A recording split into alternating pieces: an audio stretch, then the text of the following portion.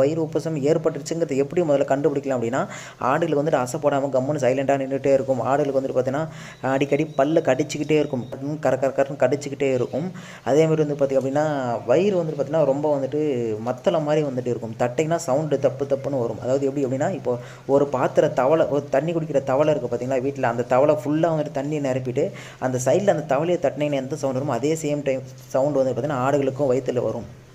அந்த சவுண்ட் வந்துருச்சுனாவே ஆடுகளுக்கு வந்துட்டு வயிறு உப்பசம் ஏற்பட்டுச்சுன்னு அர்த்தம். ஓகேங்களா? ஓகே, அறிகுறியில் கண்டுபிடிச்சி வயிறு உப்பசம் தான் கன்ஃபார்ம் பண்ணதுக்கப்புறம் என்ன பண்ணணும் முதல் உதவி அப்படின்னு கேட்டிங்க அப்படின்னா, ஆமணக்கு எண்ணெய் இல்லை அப்படின்னா தேங்காய் எண்ணெய், முதல்ல சொன்ன இந்த 2 எண்ணெய் கிடச்சிச்சின்னா ஒரு 50 ml 50 ml ஒரு ஆட்டுக்கு 50 ml வந்துட்டு 50 ml வந்துட்டு நீங்கள் வாய் வழியாக வந்துட்டு உள்ளே கொடுத்துடணும்.